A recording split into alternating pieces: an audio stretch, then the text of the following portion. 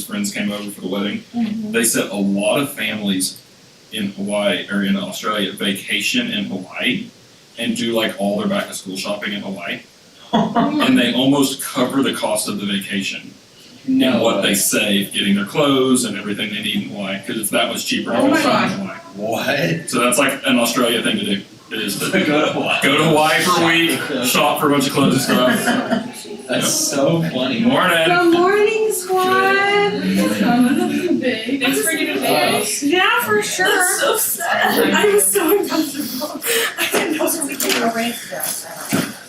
Yeah. There's a sweet box, there's a savory box. Oh. Okay. So. Is that the savory? Yes. No, that's the sweet. That's the savory. Asiago definitely sweet.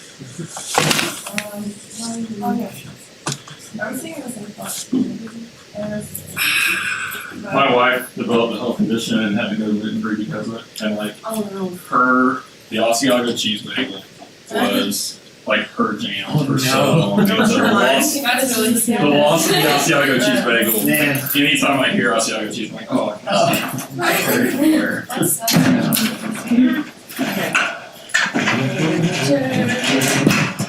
that is an awesome FSM. What is that? What is the brand there? The water bottle, sorry. Oh, I'm not Hydro giving you- Flask? Yeah, the Hydro Flask. That's cool. What was the? Is that? FSM. Was it an FSM Hydro Flask, or did you put a sticker on No, it? I just put the sticker on it. Oh, I was gonna say that's really cool. I actually don't really like it. It's got this weird like hello. She's really good. Oh my goodness. Pretty cool. How do you do this? Yeah, I think it's always been like It's that. always been like that. That one turns. Hi, Danny. Good. How are you? No one can sit there. Dude, Are y'all changing everything? All the archers are done? is that what you're doing? Change No, all the that's- rules. How about you guys just do? Rearrange the Okay, ministry. how was the night last night? It was great. We didn't want to move. Oh, okay. How was the night last night?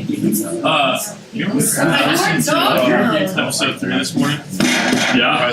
I'm halfway through it. What? Dude, Vibes. The rough. yes. It was Whoa. legit. It's like a beating every week. I love. So bad. What is this? Oh, just, Here. no, I looked at There's like a more personal assistant. Executive assistant. I had a page of an old school fallout, and so I just cut it up and put it in. Oh, it's so painful and so important. Yeah. Thank you. Here at the learn. Please count. Yeah, I'm probably like 20 I was like, minutes. you're setting Come on, I think I'm like 20 minutes in. It might not even be 20 minutes in. Yeah. It's incredibly interesting. Yeah. I love how they talk about all of the surrounding context of like just like the church. It's so important because it did not happen in a vacuum. Like there were a lot of trends. I was talking to Robert about it. He's going to join our discussion whenever we meet. Oh, nice. Because like everything they're talking about, the historical trends of the 60s to 2000s, like Robert lived it. Like he was at all those conferences. Yeah. So you know the Leadership Network conference that they talk about? Sam was at that conference. No way. That is, and I don't He know came if back that's and going, really there was this guy that got up and preached for an hour and cussed the whole time. And yeah, That's yep, Sam was there. That's why. that's A little crazy. bit of. Why is there? That wasn't the same thing as the conference that Driscoll spoke at when he called the guy a universalist. I don't know about that, maybe. I'm not sure. I just know like early on when Leadership Network was getting this like Young Guns thing started, That's what he was like. That was like before he started Mars. Somewhere in there, like right as he was starting Martha, because they invited fellowship to send 2 of their young pastors. So they sent Sam and a guy named Todd Stockdale, he's a professor now. So Sam and Todd went to this thing. It's like the young guys from fellowship. And Driscoll was there. Maybe Chandler was there. There's a lot of like those, a lot of those young guys, and because they were all about the same generation. That's crazy. And yeah, he said they came back like that guy was nuts. She never responded, but she's bringing it. Yeah. Okay. Well, I'll have to give it a listen the rest of the day. Oh. Last time,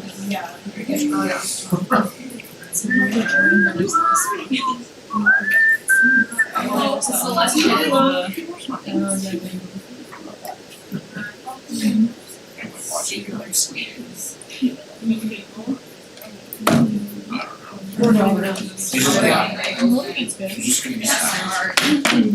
Guys, Loki. I have two I won't say a word. I won't say a word. I have a watched the one today. Okay, huh? I haven't watched the one for today, but last week's. Last week was insane. It was the best one so far. I get to see Black Widow today early. Oh, how are you doing that? That's so triggering. Yeah. Well, I think When does Black Widow come out on premiere? Friday. Friday. Will y'all go to the theater or will y'all do premiere access? Theater. I think we might take my daughter to the theater. We haven't been to the theater since Frozen 2. Wow, it's been a minute. I know. And so this might be our return to theaters. I feel like it's one you need to see. It seems like it will the be. ultimate experience. Yeah, Okay, I so think so. I'm not in Marvel. Could I still watch Loki, or would I be really? You would be confused? really confused. I bet you could watch Black Widow. My guess is, because it's an origin story, my guess is you could appreciate Black Widow without it, but Because it looks like it takes place very. I think it talks about her origin. maybe it's a little both and. So I bet, my guess is you could probably walk into I'm sure there will be plenty in Black Widow that you won't appreciate as much, but my guess is it'll stand alone. Loki, I feel like you kind of need to see everything that led up to it. Confusing to everyone. Yeah, So it's confusing if you do have all the context. I can tell. But yeah, last week's episode, so good. So how cool were you in high school? Are you in high school? Oh no. Well, how was Colorado? Okay, so what's the verdict on the separating guys and girls for camp? Did we like this? Literally all of you guys. We haven't got in the car, and then she was like, what are some pros about being without the girl? Because the cons of being without the girl. Nobody could think of any cons. Yeah, what's Yeah. a car? It was like, we like being It without was the nicer girls. being on the bus. I bet the bus was a much better experience. I'm down for that. So y'all didn't even travel together? No. Okay, so like literally Well, didn't like we exist. stayed together, but we weren't in the same. But what was annoying is that they like all had their own seats and the girls were like packed into Well, the bus. It was. We actually, On the way back, No, the leaders no, were it was- taking up you like were half of our saying bus. Leaders are the worst. on the back. They literally took up over Well, in half the 6 bus. years when that's you'll be doing the same thing. That's very true. They put us all there like, if you have a seat next, you fill it up, and then we all did, and they're like, yay, we did it. And we're like, what did we do? Manipulative leaders. That's so good. Guys, the only time I have ever seen sweet, patient Wendy Hall lose her temper. So Brandon and Wendy were our leaders when I was in high school. And we were in a 15-passenger van with them on the way to Ravencrest. And we stopped at McDonald's. And two of the guys in the back of the van took the seatbelts from both sides of the van and pulled them together and made a slingshot and shot a burger at the back of Wendy's head. And this was like after 6 hours of really obnoxious high school guy. And she finally, that is it! I've had enough! Stop it! Don't say a word for the next hour, and don't move, and nothing comes to the front of the car. And we're like, yes, ma'am. If Wendy yelled at me, I don't know. When he yelled at me, I would break down crying. I know, right? Because she doesn't. Like, it was not. And Brandon was just like, You're like, It's gone too far. Except maybe when like any lunch that's yelled at whatever. oh, I've got a Carrie Archer story that involves John Nelson. Also, even Carrie Archer should be not yelling at you, but she's mad and she's like, She's still sweet. and I'm like, where do I stand? Where do- What does this mean? So at Ravencrest, you know, the ropes course up in the. So we were going to the ropes course, and two of the guys in my cell group thought while we were walking, they're like, we can sneak away. And so we're walking through the woods to the rope course, and they just disappear into the woods and go climbing trees. So we're at the ropes course, and Carrie looks around and says, hey, where? And she asked, where are these two guys? And all of us just kind of have this guilty face because we all knew what they did. And so we all just kind of like look at the ground. And she walks out, and as we're walking back down, she sees them out in the woods climbing a tree. And she goes after them, And your dad goes, "This is going to be awesome," and pulls out a video camera and starts filming Carrie. And so he's sitting here filming Carrie, like just rip into these two guys. And we're all standing behind the camera watching. And then in this moment from a distance, we see Carrie turn and see the video camera. And then she starts coming like this toward us. And we all bail on John. We're all like, "You're on your own, dude," and we run. And so then it was so good. Such a good moment. I wonder if he still has that video he made. She probably made him throw it away. Good soul leader moment. Pull out a camera and film the staff getting on. Oh, the fun early days of FSM. Well, the beach was phenomenal. We had a wonderful time. My daughter spent like 6 hours a day in the ocean, which was awesome. They played nonstop. We all got sunburned. We had phenomenal weather. It was great. Okay, so how was time with Danny? Let's just evaluate Danny as a teacher, shall we? Fantastic. I can really rip a few things for him. Let's do it. Let's just rip into him. What do y'all think? So this is an exercise I used to do with my team. Tell me how comfortable this would make y'all. To get my team to trust each other and to be safe, being like giving hard feedback within the first couple of weeks of each year. Everybody was sent, we had just finished doing the summer together, so we kind of got to see each other, how we worked as a student ministry team.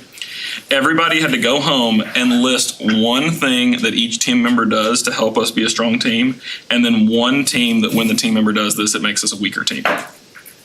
And then we had to come back and go around the circle and share it. For how many of you does that sound like the worst experience of your life? That sounds really fun. Yes. It was actually my favorite week. It was always really good. There was always one person for whom like it was like tear filled, like I can't do this, I can't, because like conflict at all was just her worst nightmare. And so it was really fun. So let's give Danny a teaching eval. What are some things that Danny did well? I know this was 2 weeks ago and y'all have had Colorado since then. You guys were talking about, was last week connecting words and verbs? Yeah. Yes. Hey friends, welcome. Oh, there you go.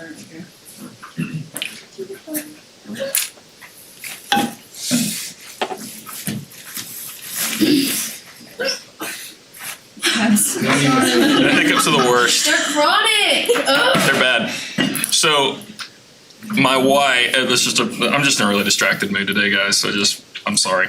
So hiccups are actually, do y'all know what hiccups are like physiologically? So your diaphragm is the muscle that sits right down here, right underneath your lungs.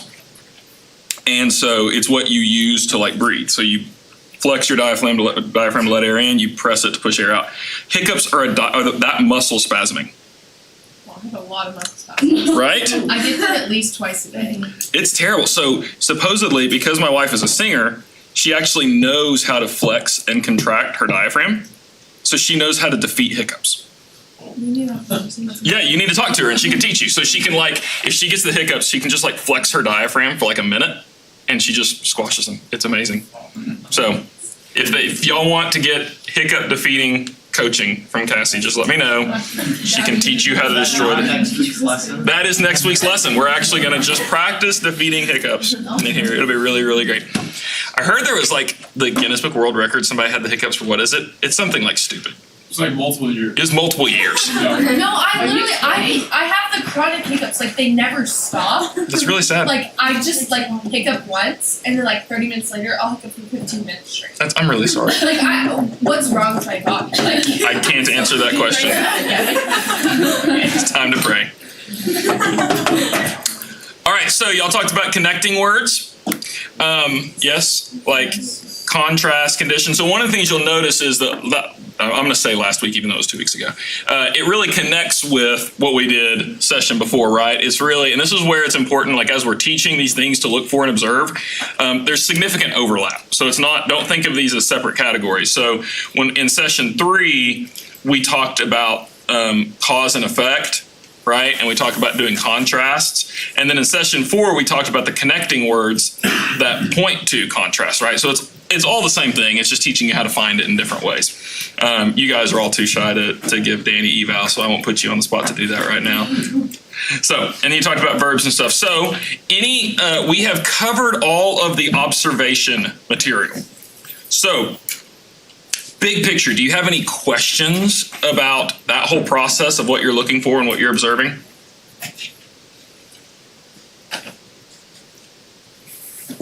So remember, in the observation process, you're just trying to log as much information as possible. It's kind of like if you think about a scientist who's doing an experiment and they're just gathering data. They don't know what data is going to be important yet, right? They're going to log all the data they can, and then they're going to go back and look at the data and look for significant information. And that's very similar to what we're doing in this process, is we're trying to just notice as many things as we possibly can. And so what we've been doing for these first 4 sessions is giving you categories of things to look for. So that you can just kind of build your information. All of this is all about just trying to slow down and read what's on the page. Okay? So now we're going to turn the corner to interpretation, which is now that we've observed and taken in all of this information, how do you decide what it means? How do you determine what all these details come together to say? So that's what we're on page 63 in your PBS workbook. Let me pray, and then we'll get going. Lord, we love you, and we are so thankful that we get to study your word and that you chose to speak to us. And God, I pray that right now that you will continue to do so and continue to shape us into people who know how to listen to you and receive teaching from your word. Praise things in Jesus' name. Amen. Are you guys warm? No. No? Comfortable? So let's do this. Everyone who says this temperature is just right, give me one of these. Everyone who thinks that it is too hot and it needs to cool down, give me one of these. And everyone who thinks it's too cold and you're actually kind of chilled. Okay, so it looks like most people are pretty comfortable, so we'll leave it then. Okay, so we're going to talk about interpretation. And here's the word that I want you to have in your mind more than any other word when you think about interpretation. Context. Everything about interpretation is all about context. So have we talked about the word run in here? Okay. So tell me what this word means.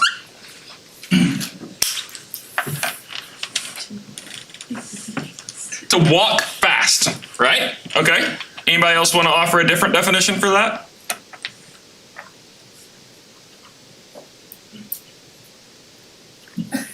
Somebody has to make the potty definition.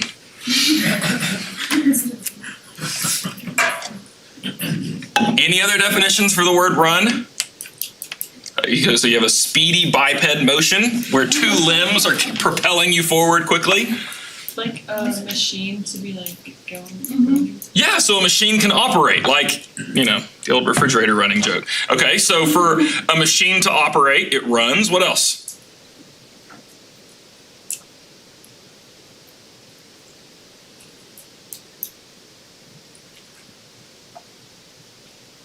When you get a cold, your nose runs. What does that mean? So if you were to try to get away from the word run, right, there is mucus falling out of your nose, right? Isn't that great?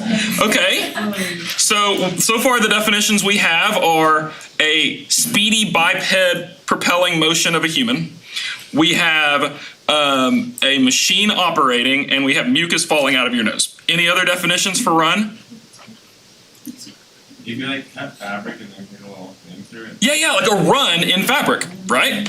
So I don't even know how to describe that in definition. Like would that be like it's not quite a tear when you have a run in hose or something. Would you call it is it like just a stretching of the fabric?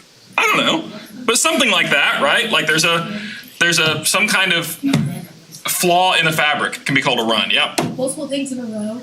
Okay, good. So like in cards, you can have a run of 4, or if a team is winning a lot of games, they're on a run, right? Or a team that scores a lot of points. A river, like a river runs, or a body of water. Okay, so a body of water can run. That's different than when a person runs, right? So a body of water moving quickly can be called running. So I think we're at 5 or 6 definitions now. Any others? One is be in charge of, manage. Okay, good. So like if you run a store. Yeah. So you could run a team or run a store. So to run means to be in charge of. When somebody wants to be president, they announce that they are going to run for office, meaning they are going to try to win an election. Okay, so here's the question. We've got like 9 or 10 different, we also could run to the store. What do you mean by that? You really just mean I'm going to take a quick trip. You're not necessarily saying anything about how you're physically going to get there. You just say it's going to be a quick trip, right? Okay, so you have all of these different meanings of run.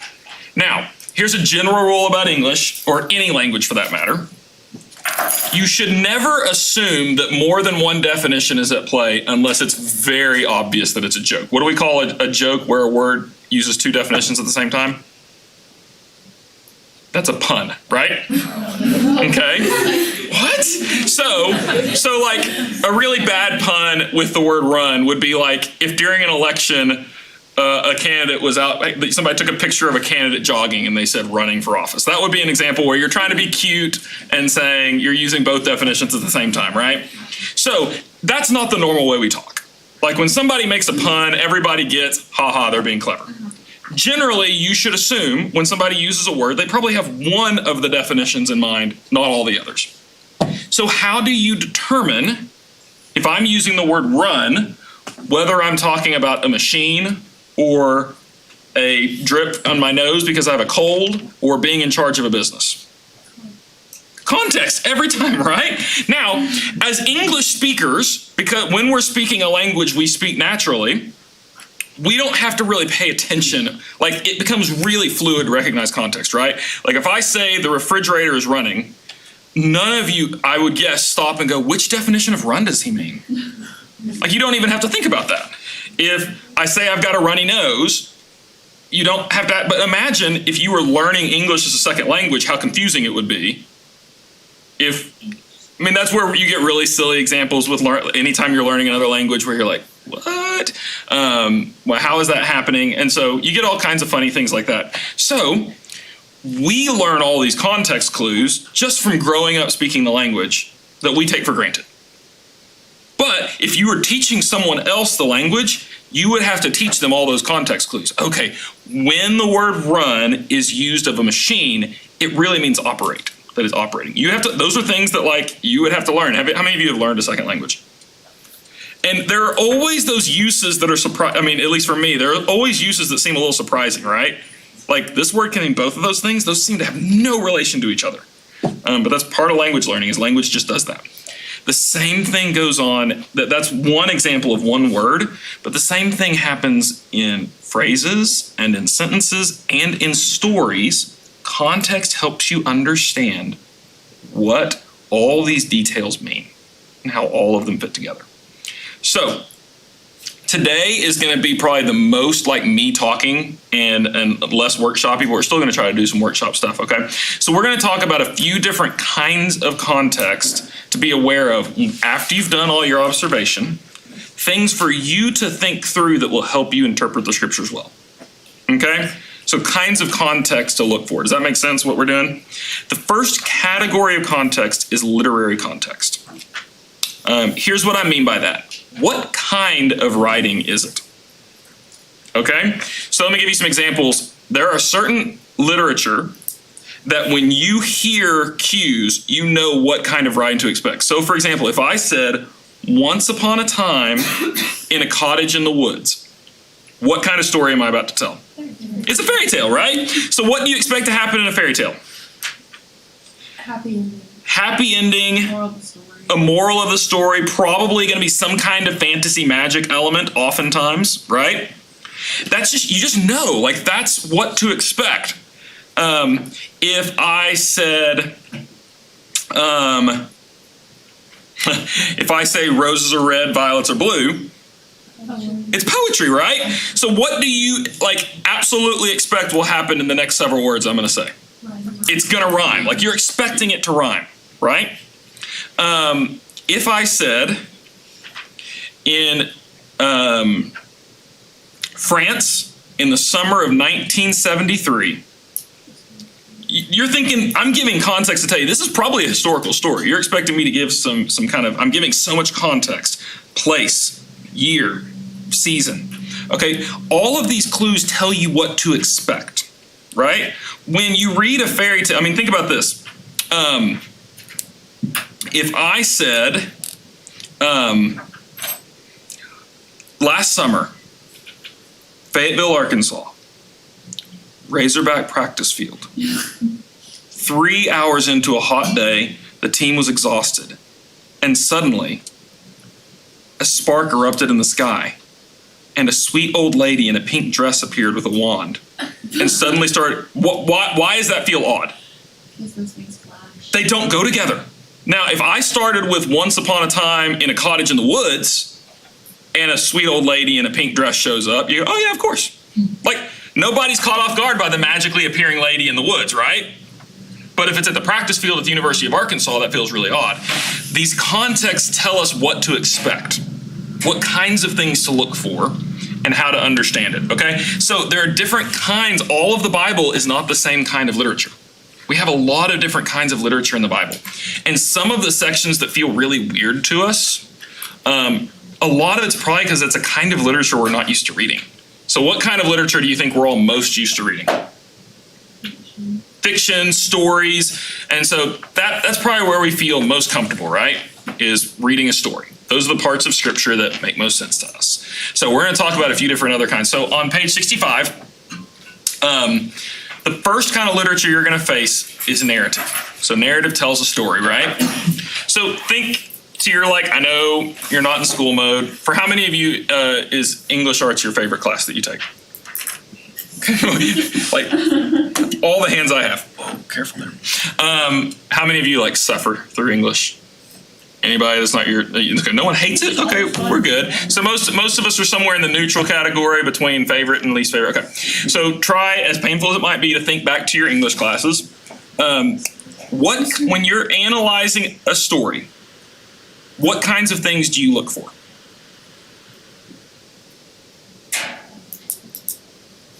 Figurative language. Okay, figurative language. So you're trying to look for figurative languages. You expect that's going to be there some. What other elements do you look for in a story? Like time, like place, setting. Good. So you have a setting. Like, where is this taking place? What time is it? Are there clues about the setting? Setting's a really important part of a story. What else? Characters. Okay, so tell me about different kinds of characters. What kind of characters are there in a story? Okay, there's a protagonist. Who's the what is a protagonist? Hero. It's the hero. Like, this is the person we're really following, right? So we're expecting whatever, this story is about that person. Okay, what other kind of characters are there? There's an antagonist. What's the antagonist do? It's the bad guy, right? In some way, the antagonist is in the way of the protagonist. One way or another, like it's Draco Malfoy, it's Voldemort, it's the White Witch, right? The antagonist is always in the way of the protagonist, okay? And then we have really fun when we make our antagonist the protagonist, like in Loki. So, what other kinds? So, there's a protagonist, antagonist. What other kinds of things do you notice about characters? Yeah. Supporting couple or one. Yeah. So there's some supporting characters that they're not the main character, but they're not against the main character, but they're somehow filling out the story, and they're going to have a role to play. Okay. The narrator. The narrator. Okay. So that's another thing you want to notice in a story. Who is telling the story? And so sometimes the narrator is a character in the story. Sometimes it's a third person who's detached who's telling the story. Sometimes you talk about omniscient or limited, right? Do they know everything or they only have one perspective? Those are some things you notice. Anything else you notice about characters? There's some other descriptions that we give to characters. Say again? Yeah, so tell us about the anti-hero. He's like not the antagonist, but he's not like necessarily like Yeah, it's a kind of. Go ahead. That's Draco Malfoy. That really is Draco Malfoy, more than the antagonist. Yeah, the anti-hero. Typically, the anti-hero is someone that you can have some sympathy for, even though they're not following the paradigm that we want for a hero. Yeah. We also, do you remember the terms dynamic and static with characters? What do those words mean? whether they like stay the same or change. Yes, where they stay the same or change. Static characters stay the same throughout the whole thing. Dynamic characters change. So really interesting. Do y'all know the story of Ruth? Y'all heard this story before? A lot of us have, some of us haven't, that's okay. Who would you say is the protagonist in the story of Ruth? I have my whole life assumed it is Ruth. That's what you would think. They named the book after her, right? Is it Boaz or Naomi though? Boaz kind of takes them under his wing and like takes their family name, restores it. For Naomi's the reason it all happened. Like, Yeah. My whole life, I have read Ruth primarily as a story of Ruth and Boaz, and I have become convinced that Naomi is the protagonist. Naomi is the dynamic character. At the beginning of the story, we start with Naomi, and she loses everything. And she says, "Call me bitter, because the Lord has taken everything from me." How does the story end? She has a grandchild, and she says, "The Lord has made me full." So you start with this woman who's convinced my negative circumstances must mean the Lord has abandoned me. And the Lord uses Ruth and Boaz and their faithfulness. Both of them are, even though they're wonderful characters, they're both pretty static characters. Like Ruth is the same through the whole story. Boaz is the same through the whole story. Naomi's the one who really has to go through some intense character development through the story. So I really think the book of Ruth is about Naomi's redemption. And God used two incredible people in Ruth and Boaz to bring about that redemption. Now, I wouldn't have noticed that unless I would have taken the time to think about each character and the role that each character plays in the story. And by noticing those details about those three, everybody would agree, like, Naomi, Ruth, and Boaz, those are our three, that's our leading cast right there. But I really think the development of the story is really about Naomi and her experience with the Lord and what God does for her. Okay, good. So we talked about characters. What other kinds of things do you notice in a narrative? Plot Yes, both of y'all got the idea, plot and climax. So tell me about plot. How do plots work? Usually, like, okay, for the type of like narrative that I'm thinking of, it's like there's usually like a call to action, rising action, climax, and then there's like some kind of victory or like something kind of, like sad. It's like it can go either way, and then there's like. Exactly. I mean, so y'all have drawn the like that thing, right? Okay. So you think about a story. You're introduced to a setting, and then you find out there's some problem that has to be dealt with in the story. And the story it's following how your protagonist deals with that problem. And the resolution has to do with how does this problem resolve. And if there's a main idea to a story, it is always found in the resolution. That's what you're meant to reflect on. So when you are interpreting a Bible narrative, what you want to do is you want to follow the protagonist and ask, what is the problem? Without a problem, there's no story. When my daughter was little, she always wanted to play with, her toys, but she never wanted conflict. And so, I would always try to introduce conflict into our games. So it'd be like, hey, everybody's over for dinner. And I'd be like, oh no, Sally's missing. Dad, stop. No, we have to go find her. No, they're just having dinner. Okay. The chicken's good. Like, you don't have a story if you don't have a problem, right? So you want to follow the story, and the answer to what this is about is found in how the story resolves. So you ready to have fun with one?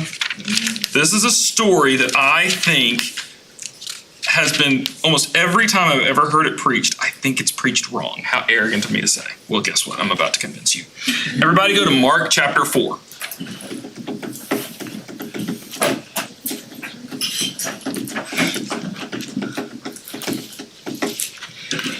And we're going to look at Mark chapter 4, verses 35 to 41. Now, I'm convinced that every single one of you is capable of interpreting the story. Now, we might not get it right away, but I think all of you have the tools to interpret the story and see what the big idea is. Does anybody feel comfortable reading out loud? All right, would you read just that whole story, Mark 4, 35 to 41? Yeah. On that day, when evening had come, he said to them, "Let us go across to the other side." And leaving the crowd, they took him with them in the boat, just as he was. And other boats were with him.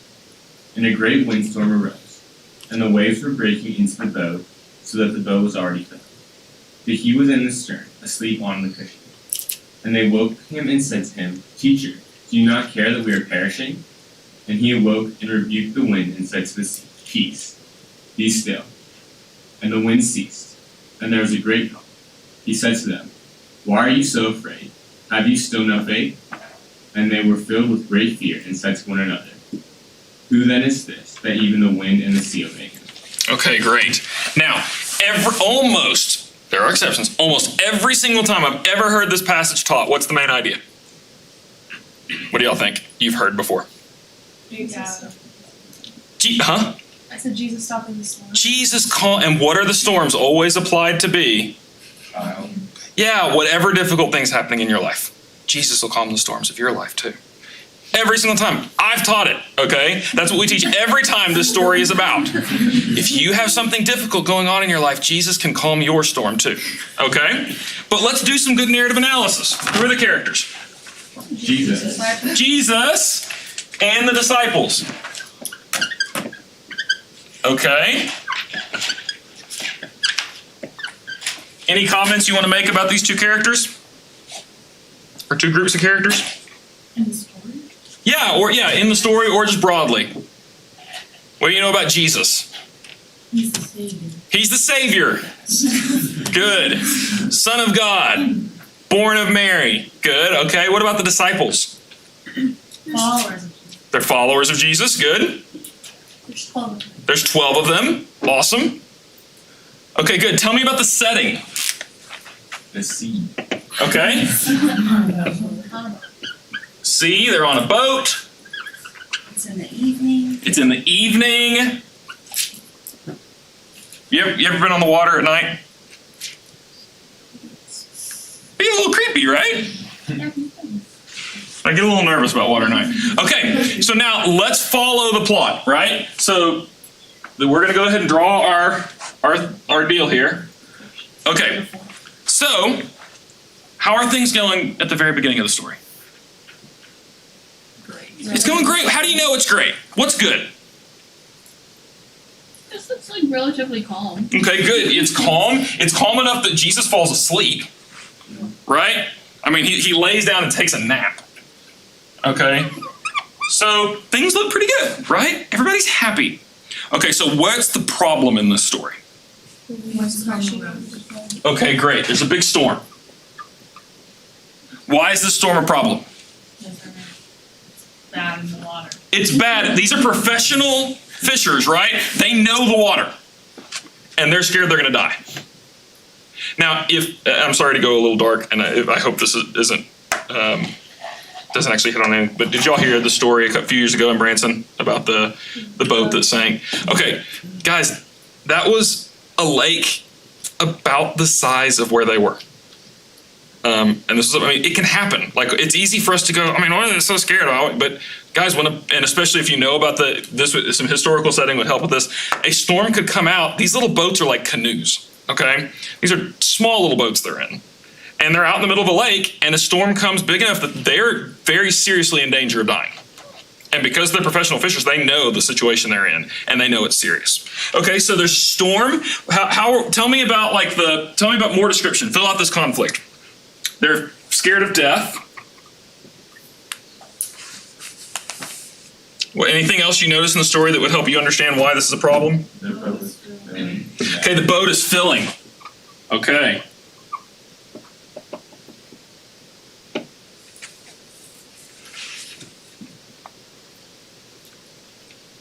Good. Where's Jesus when all this? Oh, okay, so Jesus is asleep. That's a problem.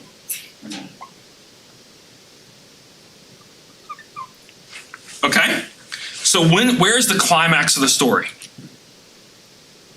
Teacher, don't you care for your children? Okay, so this is like the real expression of their problem. Teacher, don't you care?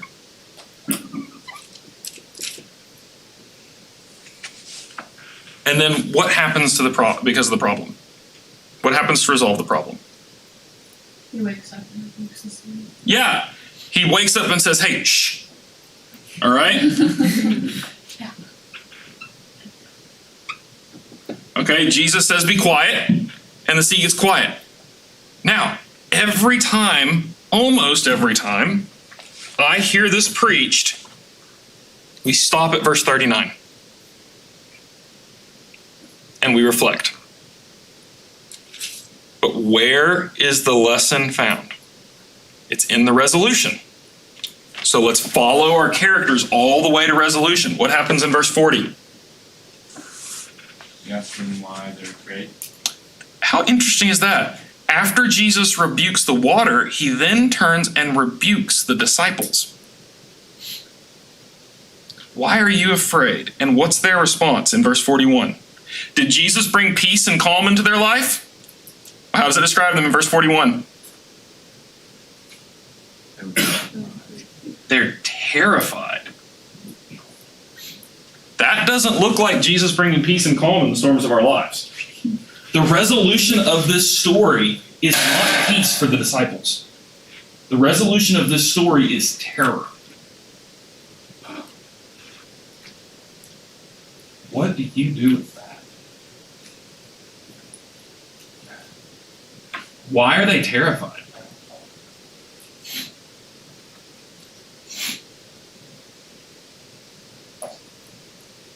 They just face death. They just face death? So they're probably like just still shaking with fear of the experience. What else? I think that they kind of realize that like Jesus is more, if Jesus is more powerful than the storm, he has also the ability to like kill them. Yeah. Like they are dealing with someone, I mean, they're dealing with someone bigger than they bargained for. Right? Like they're like, oh. I mean, the point of this story, I'm convinced, is it true that Jesus can calm a storm in your life? Yes, that's true. But I'm convinced this story is less about experiencing peace in difficult circumstances and much more about realizing when you're dealing with Jesus, you are dealing with the Creator God who's in charge of all creation. And he's a big deal. And so I think what we're supposed to walk away with from the story is an awe of Jesus. Just an absolute, like, oh my goodness. This is happening, so let's go larger literary context. This is early in the Gospel of Mark when the disciples are just starting to get to know Jesus. So I think what this story, the purpose it serves in Mark's Gospel, is to blow up our expectation about Jesus. Like at the very beginning of Mark, he comes out, he's baptized, he's tempted, he calls the disciples, he preaches a little bit, and then this happens. And the purpose of this is to blow our minds about who we're dealing with here. Does that make sense? Now, you all can do that. Like, I didn't have any secret, ancient Greek words that helped me figure that out. This is just from following a story and learning to think like it's a story. Does that make sense? So these are the kinds of things we want to do when we look at narrative. Okay? On page 64 on the opposite page, there's a couple different kinds of stories you'll see. So a tragedy, they all really have to do with kind of how the story resolves. So a tragedy deals with the decline of a person. Okay, something falls apart, usually in our hero, a tragic hero, something's going to fall apart. Usually there's a big flaw in that person. There's reasons you want to root for them, but there's some big flaw. And so the point of reflection is typically like, what can I learn from this flaw, from how this person's life fell apart? So David, Solomon, Samson, all great stories of tragic heroes playing out. Epic are usually long narratives around a big theme. Right? And so the Exodus is a great example of a big epic story. A heroic narrative usually involves an individual facing and overcoming some incredible odds, and usually their character is usually what we want to look at. And then polemic usually has to do with refuting another view. The word polemic means arguing against another view. So have y'all heard the story of Elijah and the prophets of Baal? So there's all these false prophets in the land, and Elijah takes them on, and they go up on a mountain, and they offer sacrifices, and the prophets of Baal can't get the thing, and then God lights all of it on fire, and the prophets of Baal all get killed. The point of that story, it's awesome. The point of the story is to say, God is real, Baal is not. Okay? So any questions over narrative? So the best thing you can do with narrative is really try to identify your characters, identify the setting, and then follow the plot. Identify what's the problem here. And the other thing this is going to do, like, guys, the storytelling in the Bible is really fantastic. Like, they're just really good stories. And so taking the time to actually enter into them as a story, I think will also just make your Bible reading a lot more engaging and exciting. All right, let's go to page 67.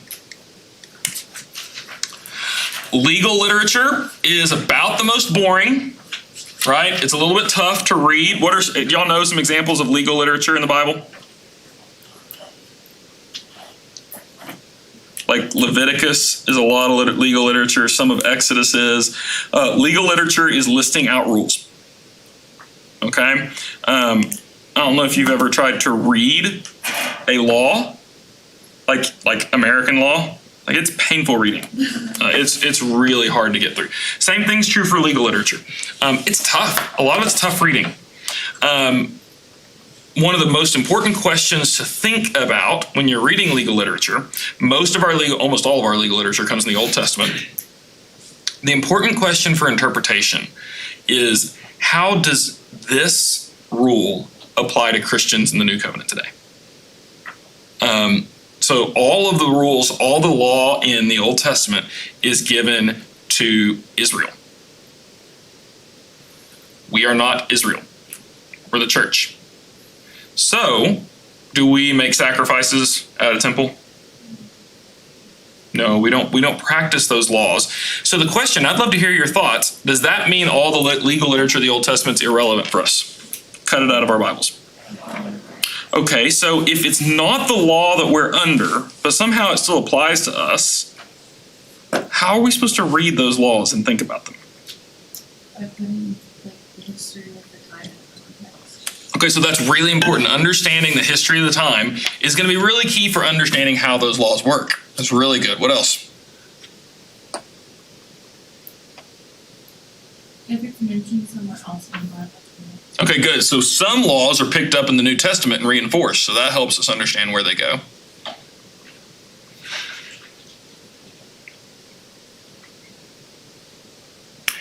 Another thing that I think is important, and I think this is worth reflecting on when we read any of this type of literature, all of the laws come from God, so they tell us something about what God values.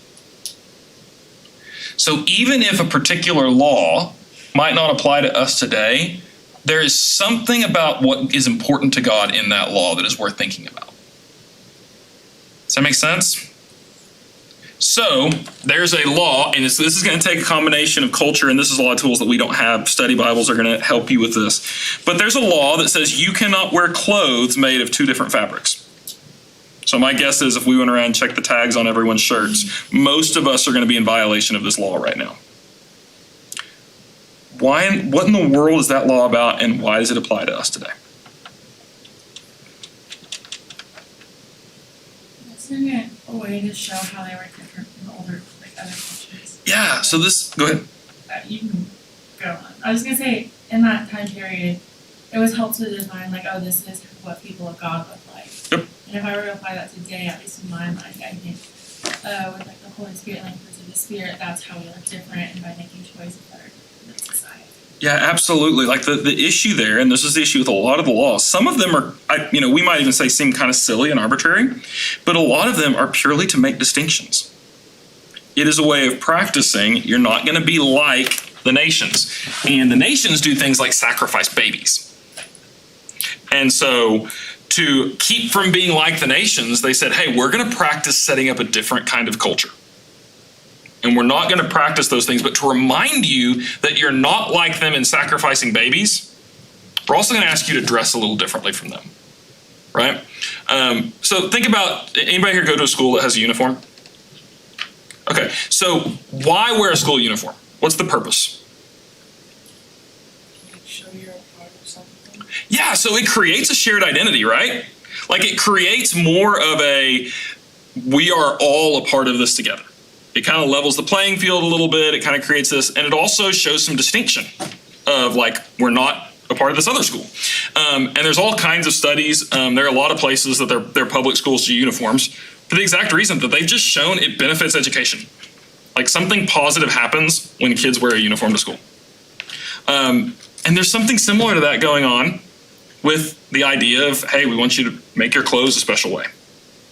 It just creates this shared identity. We all dress the same. and it's different than the way the nations dress. That's why a lot of cultures really value their traditional dress. It's attached to who we are as a people. So, what in the world do you do with that for us today? Does it mean Christians should only wear cheesy Christian t-shirts?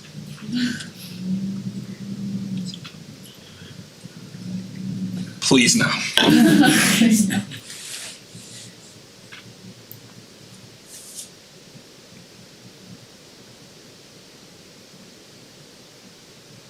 I don't know if it would apply, but I feel like you could almost go modesty, like in the way you dress. Yeah, so modesty might be an example of how you would apply that. Like that our clothes can say something about what we believe or about what we're, about what's valuable to us. And I would even say, if beyond any particular practice, what that tells us that God values is being willing to be distinct from the world if it keeps you from sin. So there's a great book, a book called Onward that came out, I think it was in 2016. And it was dealing with changing cultural values in America. And it's by a guy named Russ Moore. And he makes a really great, like just insightful challenge to the church. He said for so many years, as whatever the value is that's changing culturally, whether it's sexuality, gender, whatever, the church has taken on a warlike posture. Like we have to go defeat this bad way of thinking. And he said, I think we need to take on a weird culture. He said, I think we need to be okay being weird. And so it's okay if, in one sense it's not okay, but we don't have to try to convince the world they're wrong. We need to be okay and kind of get comfortable being odd. And he said he was sharing the gospel with a woman who was a practicing homosexual. And he said, she was like, you know that's insane, right? Your view of marriage. And he goes, yeah, it's very weird. It's very out of step with American culture. And she goes, oh, you think so? And he goes, yeah, it's different. And like, instead of trying to beat her down and tell her how weird she was for thinking, he just went, yeah, I get it. We have a different sexual ethic. It's very different. And she was like willing to continue the conversation because instead of taking on this, like, I'm going to beat you down with my views, he just said, yeah, we're different. I'm okay with that. Are you okay with that? Can we keep talking? And it opened the door. So I think a value of it's okay to be different. It doesn't mean you have to go out and beat everyone down with your difference. It's just okay. I think that might be a way to apply that law, seeing the value of God. It's okay to be distinct. In fact, it's good. Doesn't mean we have to try to be as weird as we possibly can. Okay, let's talk a little about poetry. Who in here enjoys poetry? Okay, very cool. Tell me, what about poetry do you experience, especially English language poetry? What are some of the marks of poetry? It depends on the author, but sometimes rhyme and sometimes just abstract symbolism. Okay. Yep. A lot of symbolism. What do we mean by symbolism?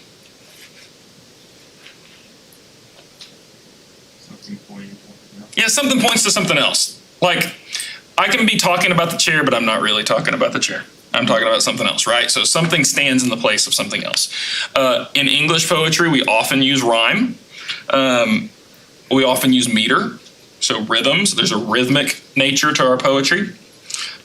Hebrew poetry is a little different. What it does have is a lot of symbolism. There's probably no rhyme in Hebrew. Like, that's just not an element of how they did poetry.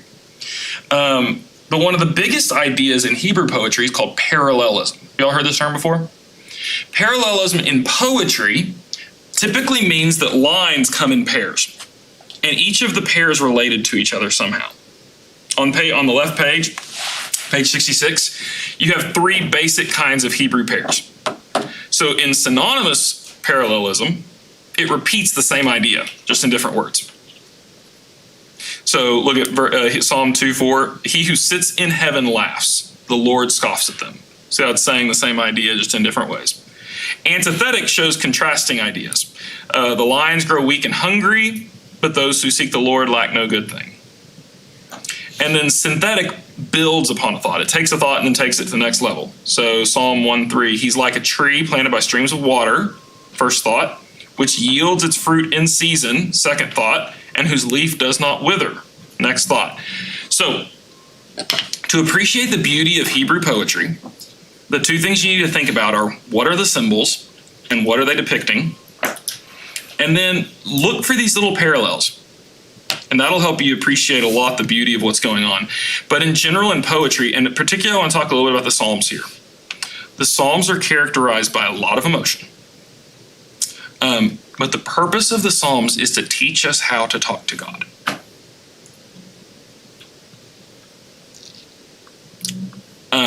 We do this as parents a lot.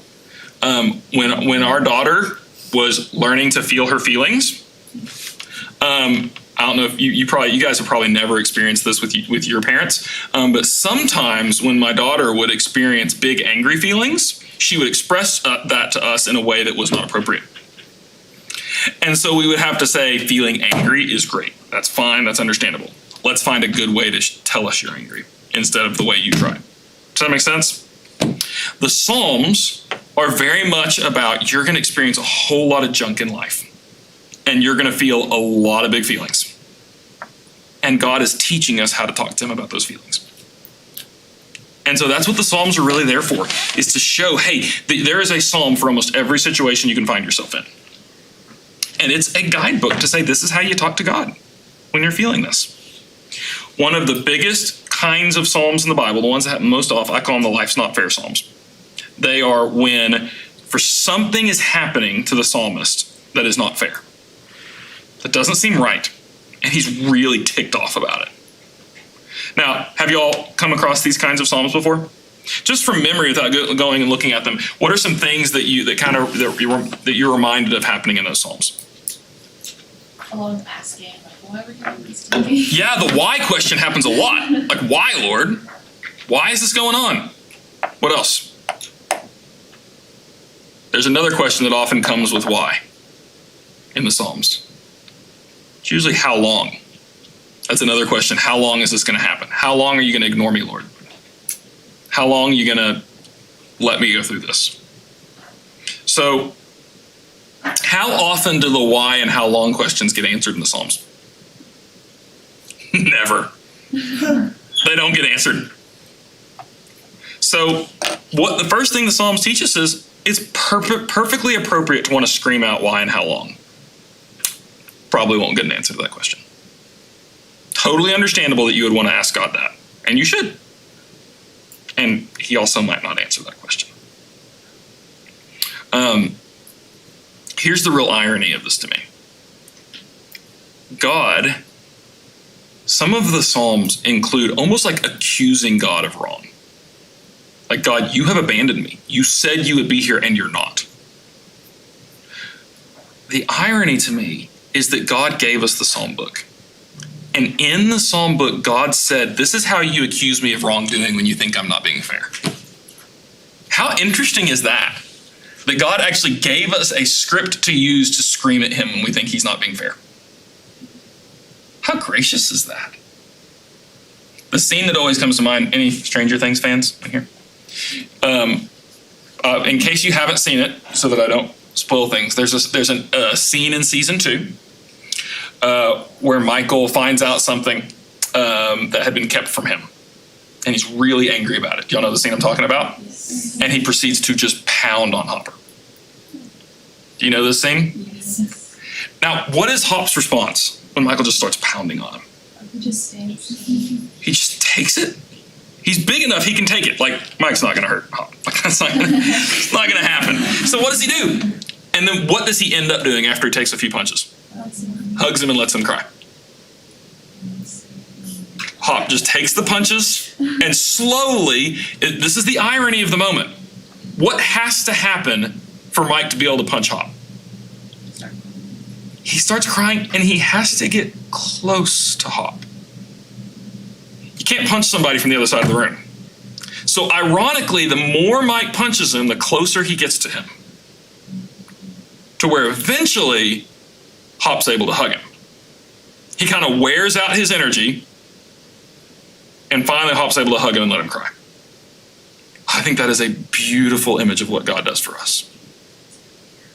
I think in the Psalms, God gives us a script to say, hey, there are going to be times that you are not going to understand what's happening. You're going to be so angry, it's going to feel so unjust. Hey, do you need to kidnap someone? Here, thank you. I said the word kidnap, and it just made me think this is gonna be great. My sweet grandma, does not get jokes, and so that's like the family joke is trying jokes on her and seeing will she get them. It's really great. And so what's really great is my cousin, who's 9 years old, walked up here the other day, and he said, "Hey Granny, did you hear about the kidnapping at school?" And she goes, "No." And she goes, "He woke up." And she just stared at him for the longest time. She's like, I don't understand. It's because the kid was napping. Oh. He told her the joke 6 hours later to see what was happening, and she's like, "No, what happened?" He's like, "I told you this a few hours ago." Yeah, use the kidnapping joke on somebody. So when we read the Psalms, here's what you want to do. You want to read the Psalm and ask the question, what situation is this Psalm set up for? And then, what does it teach me about how to pray when I'm in a similar situation? And that's the purpose of the Psalms, is to give us forms and ways to pray when we need to talk to God.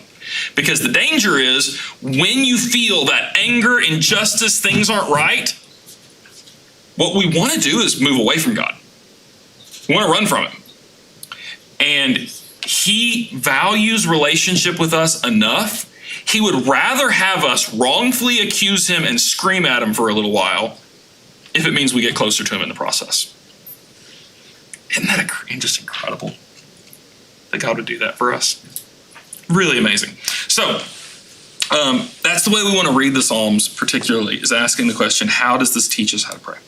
One kind of psalm, this is just a little side note that is helpful for me.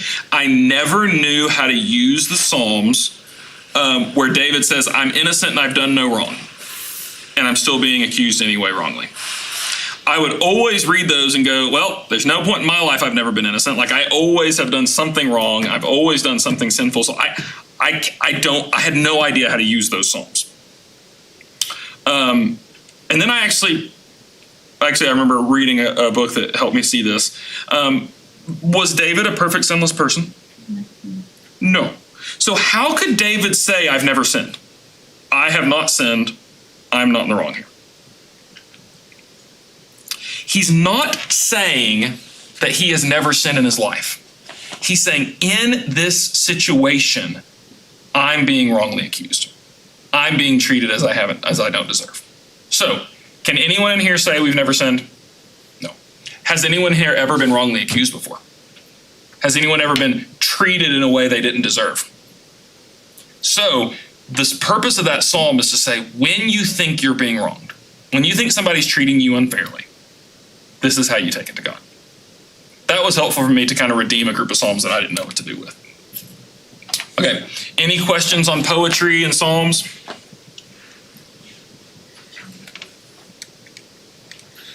Okay, hey, let's talk a little bit about wisdom literature. Wisdom literature, y'all know, so the wisdom literature are particularly the books of Proverbs, Job, Ecclesiastes, and Song of Solomon.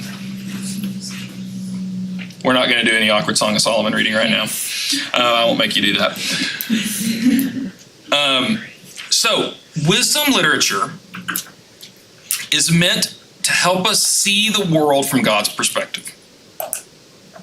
And this is notice on the top of 69, this is a really important sentence, underline it, star it, highlight it, whatever you need to do. These are precepts, not promises. Let me say it a different way. I would say they are principles or perspectives. I really like the word perspective.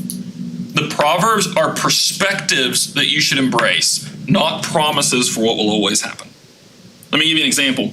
One Old Testament prophet I was listening to said that he grew up hunting, and his dad had a rule that he would say all the time: there is no such thing as an unloaded gun.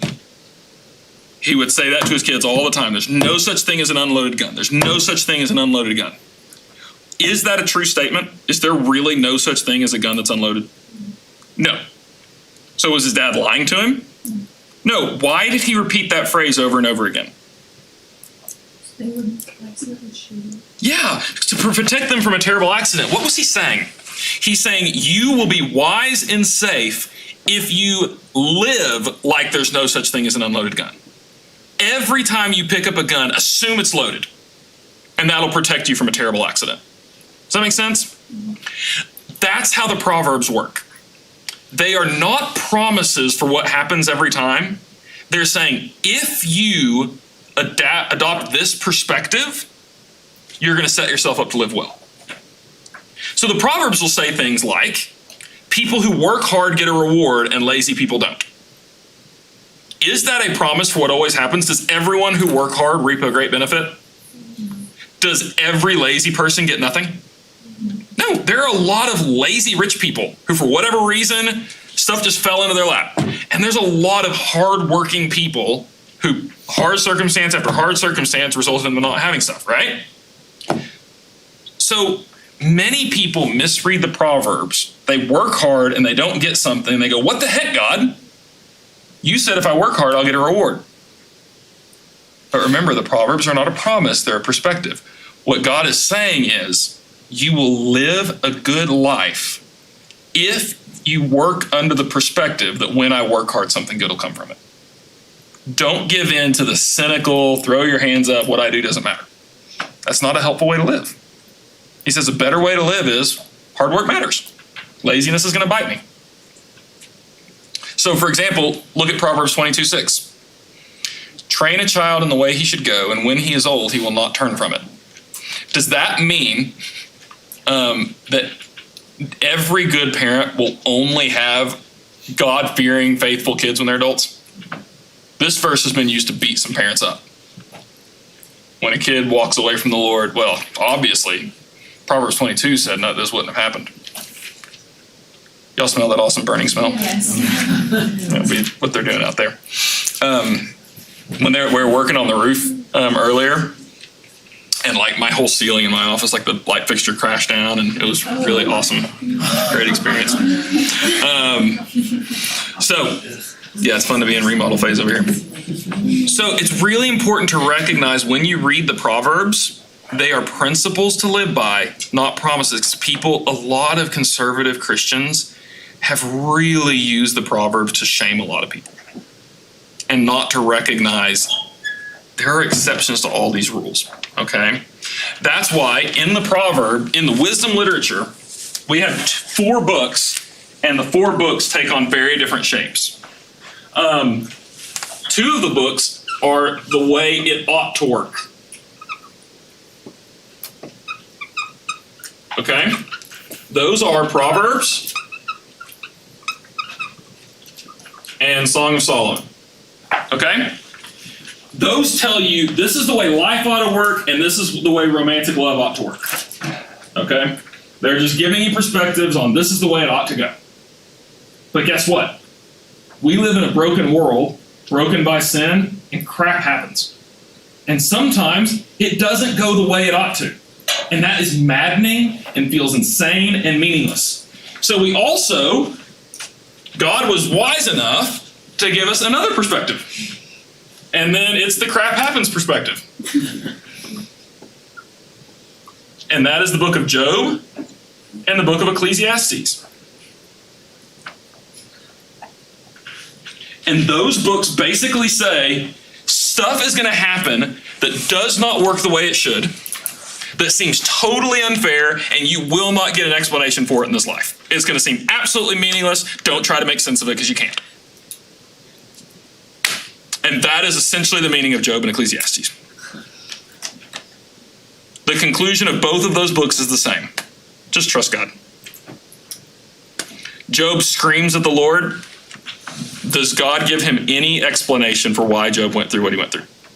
If you've read the book, he doesn't. He doesn't explain it. He just says, I'm God and you're not. And Job goes, okay. That's enough.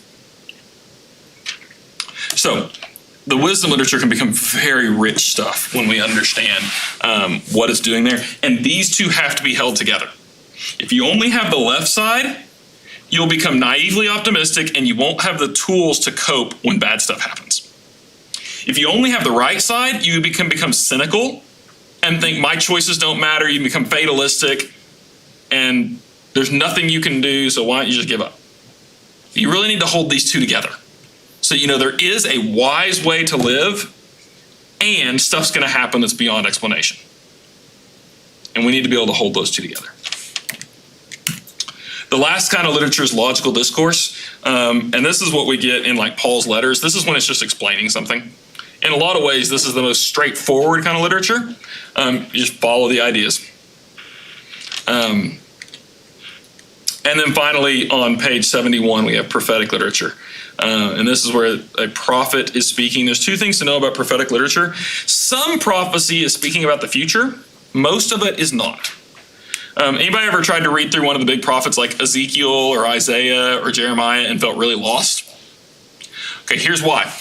The role of the prophet is a little bit like the commentator in a sports game. What does a commentator do? If you're watching a football game, what's the commentator do? Yep, they call out the play-by-play. This is what happened. What else? They tell you stats. Okay, good. Why do they tell you stats?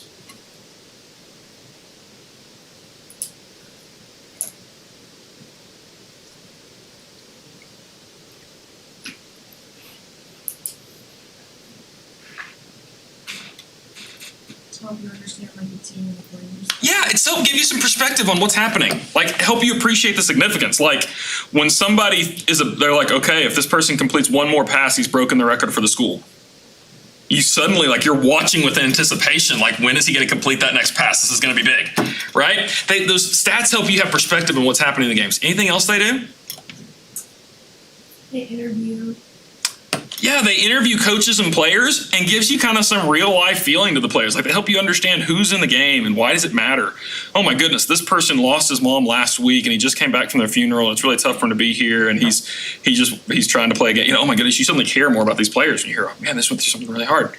They also explain rules. Like, if there's a weird penalty that no one understands, they'll go, okay, hey, let me explain what just happened. Okay, this is what the prophets are doing with Israel's history. Most of what the prophetic literature does is not actually predict the future. It explains why Israel's going through what they're going through. That's why a lot of the prophetic books feel weird to us, is because we don't know the history they're talking about. So in our Panorama workbook, we actually have a sheet that tells you which prophets line up with which part of the history. That's really important to know. Like, if you're reading Jeremiah, it's really good to know that Israel has just gone into captivity, Jerusalem is rebelling against God, and they're about to be conquered. And that tells you what Jeremiah is all about, like understanding this place is about to go down in flames, and Jeremiah is helping them understand why they're going to burn. And then for those who survive, how can they stay faithful in a really hard time? Suddenly, Jeremiah makes a whole lot more sense. One person, a friend of mine's dad is a pastor, and his summary of Jeremiah is, Jeremiah, I know it's hard and I know you're discouraged, but buck up because it's going to get worse. And that's basically the message of Jeremiah. So that's a little bit about how the prophets work. A couple other contexts that I think that is the most helpful thing for us to have an awareness of in context, is knowing what kind of literature you're reading. The other thing has to do with grammatical context. I'm not going to spend a lot of time explaining this because this is a lot of what you learn in your English classes. Just being aware of where stuff fits in the sentence and how everything lays out. It's a lot of what we did in observation, recognizing how the words work together. So, any questions about all of that?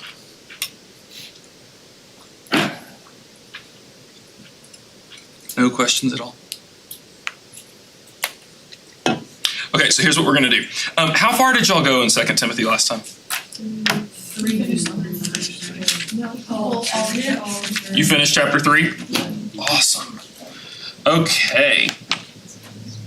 Let's do this then. For this upcoming week, let's do all of 4. And then we'll spend next week talking about how to do application. And we'll spend the whole time working on application. I'll go ahead and explain this real quick. Go to 81.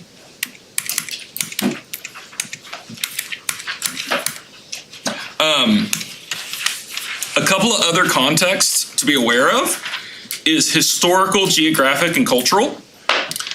So different culture is going to mean different things. And so there are phrases and ideas that are going to be one thing in a culture they don't mean in another.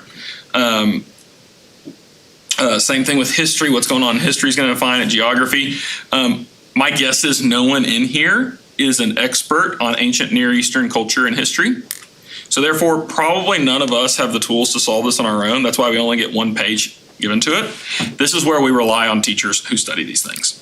So this is where a good study Bible is going to be really, really helpful to you. Because usually if there's a major like cultural thing going on that you need to know about, the study Bible is going to tell you in the footnote, hey, this is what they're talking about when they talk about women wearing veils when they pray. Or head coverings when they pray. Like this is what a head covering meant in the first century, and this is why it would have been important to them.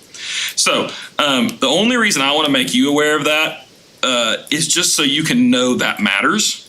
And if a practice seems really weird to you, like something you're reading that just sounds like I don't have a clue what's going on here, that's a good time to just look in a study Bible note or talk to a teacher, try to get some clues on where all that cultural stuff fits. So next week, we're going to focus on how to actually apply the Bible to our lives in a really practical way and how to make an application that we can live out. Does that make sense? Awesome. Cool. Well, what time is y'all's next thing? 11-ish? How would we like to just take 20 minutes and have quiet time? Does that sound like a good use of right now? So what I would encourage you to do, for 2 Timothy, we didn't the context stuff as far as our literary genre, we didn't get a lot of new insights here.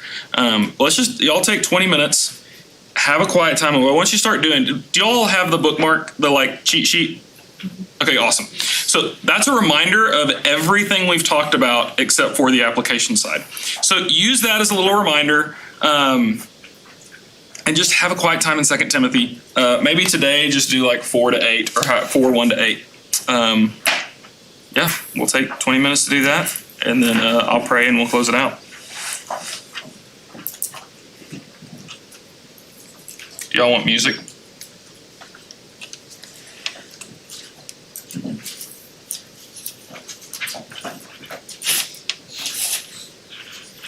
We'll stick with Sleeping at Last. It's worked well for us.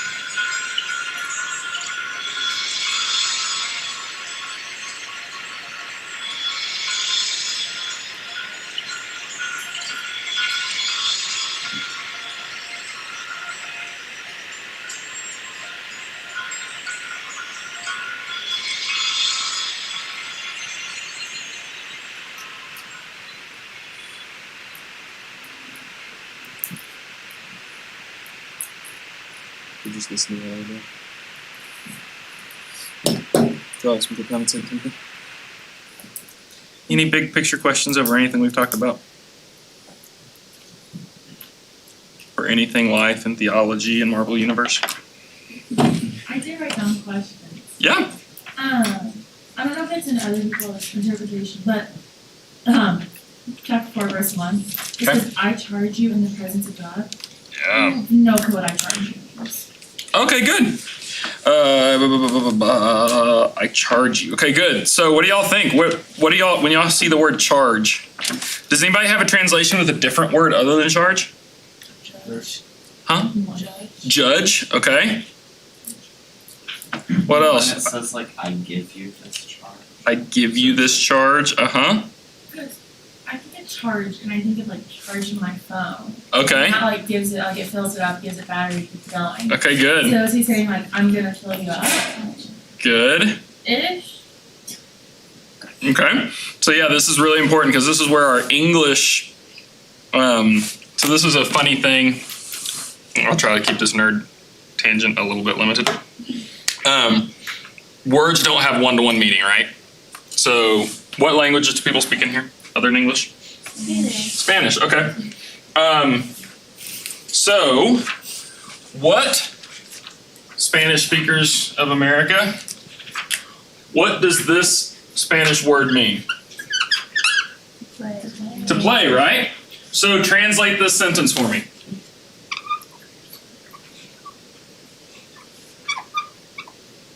Does anybody know how you translate that sentence? Jugo el guitar.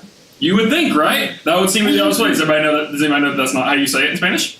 In Spanish, you don't play a guitar, you touch a guitar. That's the word they choose. It's tocar. Yeah, it's tocar. So, isn't that funny? So, we might want to think, you will learn, jugar is the way you translate to play. And we would always say you play a guitar in English, and yet when you say it in Spanish, use a different verb. It's just funny. So, language works the same way. So, the word charge in English can mean a lot of different things. So remember our list of words for run? Tell me different meanings of charge. You can charge at someone. Okay, you can charge, run at someone, like you're going to attack them. Yep. Charge someone for murder. Okay, good. So in a legal sense, you can charge someone of a crime. Murder specifically. Not just anything, murder. Okay, good. You swing for the fences. Okay. So to charge someone in that sense means to accuse them of a crime legally. Right? You're legally bringing an accusation of a crime against them. You already mentioned you can charge something, meaning something that runs on electricity, to fill it with power. Okay, any other ideas? Oh yeah, you can charge a card, meaning you can apply an expense to a card. Yeah, you can charge someone. You can, yeah, good. Anything else? So this is really good because the English translators here have chosen a word that it sounds like doesn't get used that way much anymore. There's another meaning of charge, meaning to give someone an assignment.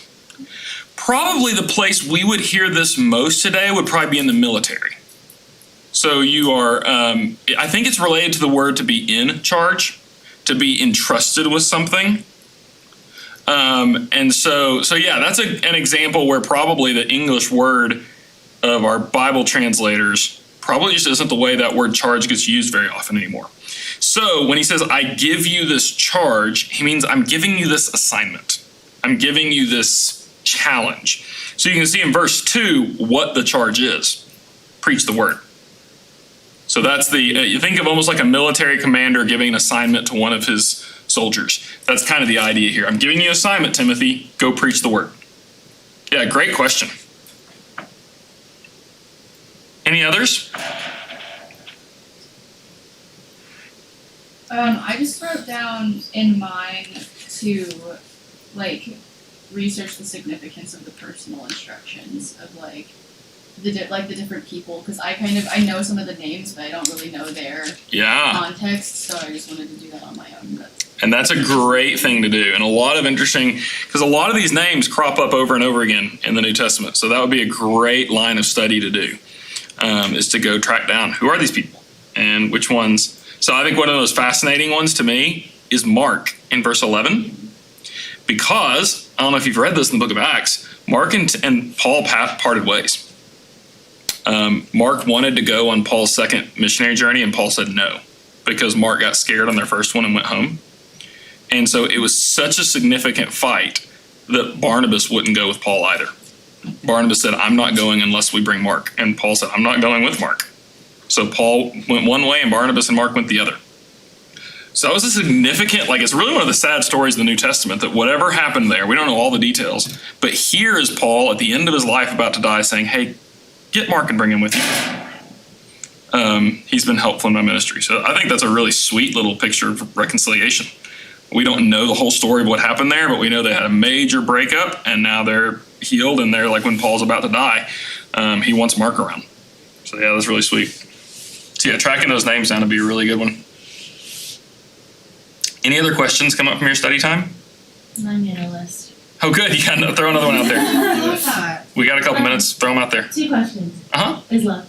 So when it says in season and out of season, preach the word, be ready in season and out of season. I have an idea of what that means. I'm not confident in it. Is that sort of saying when you're in a time period where you're close with the Lord? It's because I feel like I hear that term a lot, and I don't know if I've ever understood. Which with the in the season, out of season phrase? Yeah, or I feel like I'm in a I don't know. Season of this. Season of this, season of this. So it's just season. I don't know what that means. So that's there's a couple of things we're talking there. I honestly don't know what it means. I don't know what he means by in season, out of season. So there'd be a couple of things to look at there. That is probably a phrase that we would probably need a scholar who's done work on this, who can probably go, because there's a chance that phrase in season and out of season was a common Greek phrase that usually meant a certain thing. I don't know. That's a great question. One thing to be aware of, and this happens all the time, is sometimes in Christian circles, we develop Christian code. I'm in a dry spell right now. What does dry spell right now mean? I don't feel really close to the Lord. I'm having a hard time praying. I don't get excited to worship God, And so we use the phrase dry spell. And that's what we mean by it. And so you could come across something about something being dry. And actually, when somebody describes themselves being in a dry land, you know what they mean in the Bible?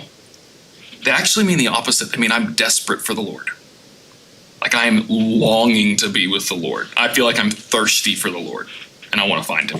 So sometimes you can read, I'm in a dry and weary land, and think, oh, they don't care. They don't feel any motivation for the Lord right now. It probably means exactly the opposite. So why did I go on the whole thing? To say we oftentimes will have kind of Christianese phrases that don't mean the same thing as the Bible means. And that's fine. That's just our culture and stuff. But that's a great question. I don't know what in season, out of season means. My guess is it's just a phrase that means all the time. So my guess would be the season might be an agricultural reference. So any season of the year, be ready to preach would be my guess. Okay, one more. I forget which verse it said, but it said, in verse 4 it says, as for you, always be sober-minded. Again, not a phrase you hear much. Yes, sober-minded. Is that sorry, you can answer it. No, go ahead. So let's talk about what do y'all know the word sober means? You're clean. You're not Yep. Okay, so say that again, Elise. What did you say? Mine says to keep your head. Yeah, to keep your head. Okay, so that's what the NIV says, keep your head. So how do those two work together? By the way, this is a good note. A really great way to check words, or if a phrase ever seems odd to you, checking a couple other translations is a really great way to kind of get an idea. So now we have these two phrases, keep your head or be sober-minded. Any other ideas of what sober-minded, I mean, I don't know if people are just scared to say it, but what is the basic meaning of sober? Not drunk. Not drunk, right. Okay, so I know that y'all have no experience or knowledge of this, but what happens to somebody when they're drunk? They lose control, they get dizzy, their judgment is impaired, right? They can't see. Have y'all ever done the drunk goggles? Yes. Right? Yeah, or seen somebody do the drunk goggles things like you can't see. So the to be sober, the word is sober. It's the opposite of drunk, is what they're saying. Now he's probably not like literally just meaning don't be drunk. So probably what he's saying there, I'm going to just check the Greek on this real quick. What was it, 4:5? What website do you use? I'm using a program called Logos. There is a web page called, I really like netbible.org that allows you to check Greek also. It's really, really good. So let's see here. Okay, so it says be sober in everything.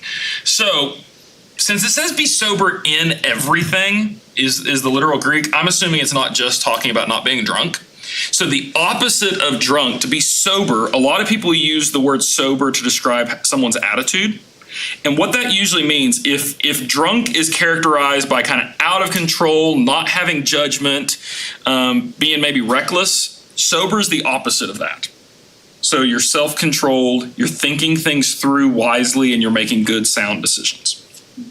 So that's why you would get the translation that Elise referenced to keep your head. To kind of keep your head on straight, like think clearly. And so notice in context, what is verse 4 talking about? Yeah, and what are they going to do?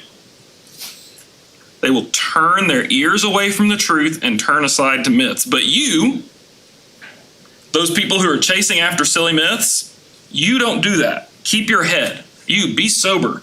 So alcohol in context doesn't seem to make sense. Now, if the previous verse had been about people getting drunk, sober would probably mean in contrast to alcohol here. But since the previous verse is about chasing after false teachings, you have good judgment.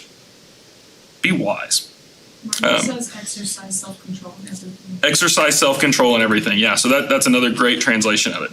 So a lot of times if you line those three up, sober-minded, keep your head, exercise self-control in everything, that'll probably give you a good spectrum of what it is. That's actually something when I was in seminary they taught us to do as a shortcut on sermon prep. Like if we don't know what words to spend time on, compare all the translations, and when they all say exactly the same thing, assume it's probably pretty straightforward. When all the translations say something different, we're like, that's probably worth studying. If all these teams of scholars couldn't agree on how to translate it, that probably means something tricky's going on, so it's worth looking at. So that's a way you can kind of know to dig in on something. Awesome. Hey, this has been so much fun, guys. I really enjoy hanging out with y'all. Next week, we'll talk about applications and how to draw specific applications for your life. Let me pray, and then we'll put the tables back together. Lord, we love you. Lord, I thank you for your word, and I pray that we'll be greater students. And Lord, I do pray that we will be sober-minded in everything in life, that we will think about truth in a way that has judgment and self-control, the way we make decisions in life, that we'll be faithful to you in all we do. We love you. We pray these things in Jesus' name. Amen.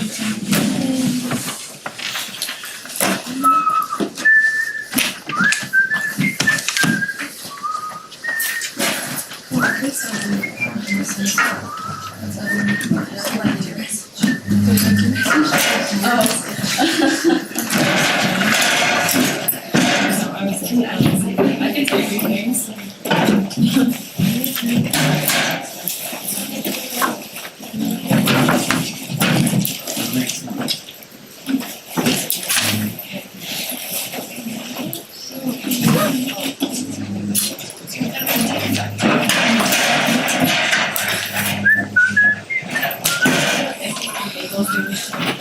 They were so good. Yeah, I had to.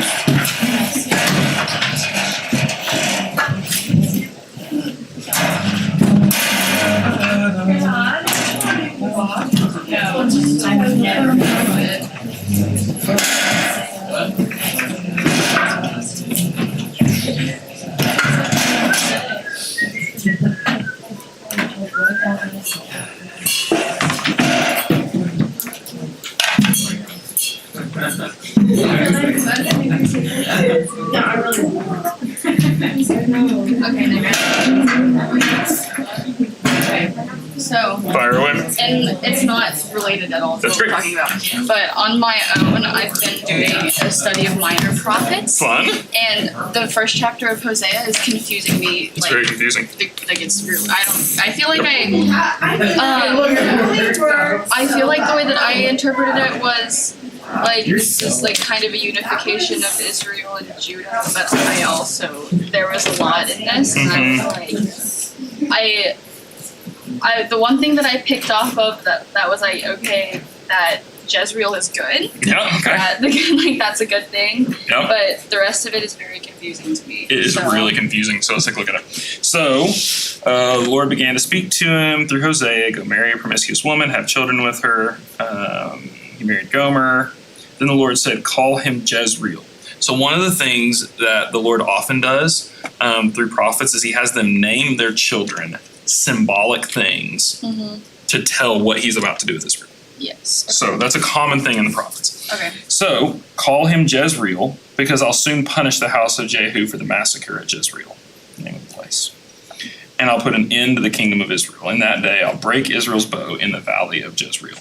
So this child named Jezreel is supposed to be a symbol of God's promised judgment. Okay. So then, has another daughter, a daughter, says, call her Lo Ruhamah, which means No not mercy. loved, or no mercy. I have no mercy in No my mercy. translation. What a great name for a daughter. Yes, great. I was like, awesome. Call her No Mercy. For I'll no longer show love to Israel, that I should at all forgive them. Yet I will show love to Judah. I'll save them. Then after that child, she has another son, and the Lord said, call him Lo Ami, which means not my people. That's great. I was like, these are great Right? children. Yeah, you just need to take a record of these. Yeah. And then, so you've got 3 kids in a row. Yeah. Jezreel, the name of a place where destruction is going to happen. No Mercy, not my people. Love it. It's great. Yeah, isn't that awesome? I was like, okay, this is a little harsh. It's really harsh, and it's really hard because, and this is where the context is important. If you went and if you had read the stories of Uzziah, Jotham, Ahaz, and Hezekiah, kings of Judah, this is what's really interesting is Hezekiah is actually a really good king. He loves the Lord in Judah. But Jeroboam, son of Jehoash, king of Right. Israel, is a terrible king Yes. who really doesn't worship the Lord. And so Hosea is speaking into that situation where you've got Israel in rebellion. And so he's giving these kids as signs. And that's something I didn't talk about in the prophets, I maybe should have, is oftentimes the prophets will do all kinds of weird symbolic things to show what they're doing. So like one of them, I can't remember which one it is. Maybe it's Ezekiel, goes and builds a mini fort in the dirt that looks like Jerusalem and shows a battle. And like sits there and like plays it out in the streets of Jerusalem to show they're about to get destroyed. That's cute. Yeah. So that's the conclusion. You have these 3 kids that all point to the destruction. Look at verse 10. Yet the Israelites will be like the sand on the seashore, which cannot be measured. Yeah. And I was like, I picked out that and I was like, okay, so it's like this is foreshadowing, but this is really confusing foreshadowing because it's very like confusing. I don't know, because I was like, I know that like usually, or like just generally from what I picked up, like the first chapter gives so much context for the rest of the book. Yes. So I'm like, I really need to get this before I move on. But I'm like, this is a lot. It sounds like you're getting it really well. And when I said Okay. if you had read those, I wasn't saying like if you Yeah, had read I know, those. you're I was just saying like that's the context that there's like all of the Bible to take into consideration here. So no, I think you're on it. I think you're exactly right. So the context is Hosea is setting the stage for God's about to beat the fire out of Israel. Yes. But there's hope. Yes. And then the rest of the book's going to say, how does this hope play out? Okay. So you're on it. Okay. You're doing really well. Thanks. Way to tackle a hard book. I don't know. I was just like, I think after I've been studying a lot of New Testament, and then I realized that I literally know nothing about the minor prophets except for like Habakkuk, and that's the only one that I really know. They're rich, and the cool thing is the New Testament quotes them a lot. Yeah. So it's really good to spend time in them. So Yes. hats off to you. Well done. Alrighty. Okay. Are y'all off to lunch from here? Yes, but it usually comes like in 45-ish minutes. Okay. So we're just kind of hanging around and chatting and playing games, test running some games for the kids. Oh, that's fun. How's Marvel Mondays going? Oh, it's been great. So we watched Avengers. So good. And so we I'm glad finished. that is a tradition. It's so good. It's so good. So we've finished phase 1. She's at New Life Ranch this week. Aw. And then Is she at Frontier or? she's a Frontier. Yeah. This is her first ever night game, so she's Aw. super excited about it. She'll come back and we'll pick up.